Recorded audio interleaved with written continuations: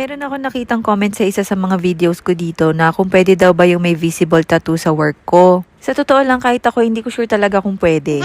Pero since employed naman na ako and pinagawa ko to nung nagbakasyon ako sa Pilipinas habang naka-maternity leave ako. Itong gusto ko talaga magpatattoo noon pa, pero ang gusto ko talaga is yung image siya, hindi siya letters. Pero since biglaan nga to kasi nakisabay lang kami sa ate ko, and syempre try pa lang naman kasi first time, kaya naisip ko na lang gamitin yung pangalan ng mga anak ko. So, ang tawag kasi sa tattoo namin is ambigram. So, dalawang names siya ng mga anak namin na pinagsama. Kita ko lang din yun sa isa sa mga TikTok videos, kaya naisip ko na gano'n na lang yung ipalagay para, 'di ba? Isang sakit na lang o dalawang pangalan na nila, 'di ba?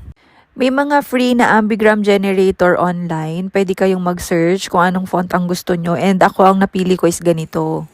So, since dalawang name sila na pinagsama, kailangan parehas sila ng dami ng letters. Hindi pwedeng hindi sila parehas ng dami kasi hindi magagawa yung ambigram. Buti na nga lang at sakto ng bilang yung second name ng dalawang anak ko kasi yung first name nila, which is Chelsea and Leiron, is hindi sakto kasi 8 letters yung kay Shelly, yung kay Leiron naman is 6 letters lang. Buti na lang yung second name nila is sakto na tig 5 letters. Ito pala yung mga meaning nung pangalan nila, yung second name nila. Kay Leiron, saktong-sakto nga kasi derived pala siya sa name na Jason, which is yun yung pangalan ni Jason, yung daddy nila.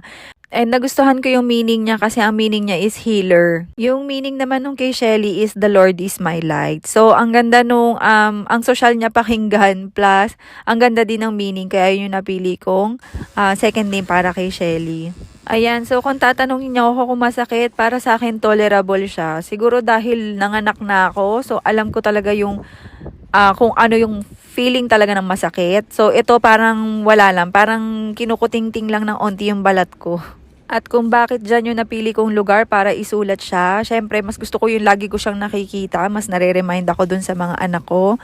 And kung hindi man pwede sa trabaho, mas madali ko siyang i-conceal kasi pwede lang akong magsuot ng relos, so hindi na siya makikita.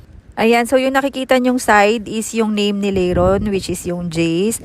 Tapos kapag binaliktad ko yung kamay ko, ang basa naman dyan is Alora. Ayan, so pag sa ganitong side mo naman siya titignan is magiging Alora na yung basa sa kanya. So, ang bilis ko lang din natapos dito kasi siguro dahil letters lang siya. So, mabilis lang siya natapos. And then, after ko naman na gawin is sumunod na rin sa akin si Jason. Yung sa akin is sa right hand ko and yung kay Jason naman is sa left hand niya. So, after niya is ganito na yung magiging itsura niya. Ito yung day 1 after nung pagtatattoo namin. Ngayon nga is medyo naglighten na siya. So, naisip ko pagdating ko uli ng Pilipinas, baka ipa-retouch ko na lang siya and palagyan ko ng konting design. Yun lang.